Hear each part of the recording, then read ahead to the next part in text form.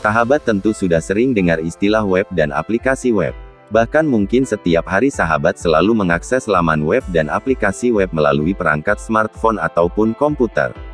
Namun walau kita sudah sering dengar bahkan rutin menggunakannya, ternyata masih banyak dari kita yang belum mengetahui tentang sejarah web dan aplikasi web yang digunakan untuk menampilkan semua data yang ada di dalamnya. Sejarah singkat web. Sejarah web dimulai pada bulan Maret tahun 1989. Ketika itu, tim Berners-Lee yang bekerja di Laboratorium Fisika Partikel Eropa atau yang dikenal dengan nama CERN Conseil Européen pour la Recherche Nucléaire, yang berada di Geneva, Swiss, mengajukan protokol, yaitu suatu tata cara untuk komunikasi di antara para fasi, sistem distribusi informasi internet yang digunakan untuk berbagai informasi di antara para fisikawan. Protokol inilah yang selanjutnya dikenal sebagai Protokol World Wide Web dan dikembangkan oleh World Wide Web Consortium yang disingkat menjadi W3C. W3C sendiri merupakan konsorsium dari sejumlah organisasi yang berkepentingan dalam pengembangan berbagai standar yang berkaitan dengan web. Tentang aplikasi web. Awalnya aplikasi web dibangun hanya dengan menggunakan bahasa yang disebut HTML, Hypertext Markup Language, dan protokol yang digunakan dinamakan Hypertext Transfer Protocol atau dikenal dengan HTTP. Pada perkembangan berikutnya, sejumlah skrip dan objek dikembangkan untuk memperluas kemampuan HTML. Pada saat ini, banyak skrip seperti itu, antara lain PHP dan ASP, sedangkan contoh yang berupa objek antara lain adalah Applet, Java. Aplikasi web sendiri dapat dibagi menjadi dua bagian yaitu web statis dan web dinamis. Hypertext Markup Language atau yang disingkat dengan HTML merupakan sebuah bahasa markup tanda, yang digunakan dalam membuat sebuah halaman web, serta menampilkan berbagai informasi di dalam sebuah web browser.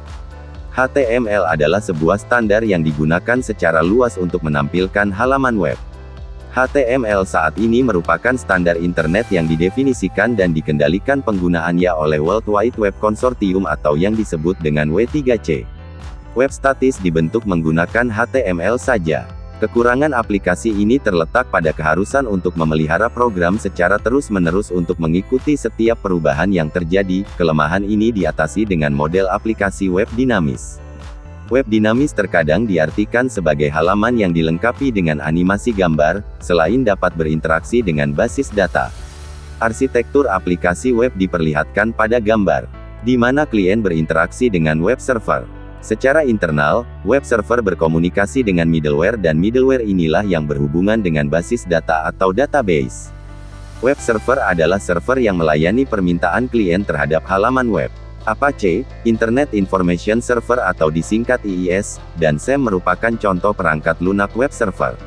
Middleware adalah perangkat lunak yang bekerja sama dengan web server dan berfungsi menerjemahkan kode-kode tertentu, menjalankan kode-kode tersebut, dan memungkinkan berinteraksi dengan basis data. Contohnya yaitu, PHP, ASP, dan CMS. Browser atau web browser adalah perangkat lunak sisi klien yang digunakan untuk mengakses informasi web. Contoh browser yaitu, Internet Explorer, Google Chrome, Netscape, dan Mozilla. Selain itu kita harus mengenal sebuah database.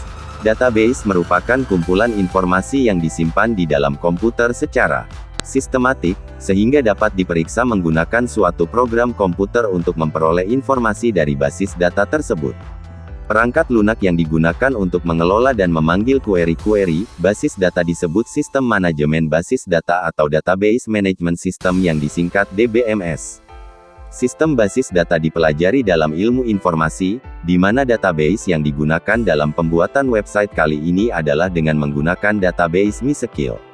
Adapun PHP adalah singkatan dari Personal Homepage, merupakan bahasa skrip yang sangat populer dan banyak dipakai oleh programmer web dalam pembuatan situs yang dinamis.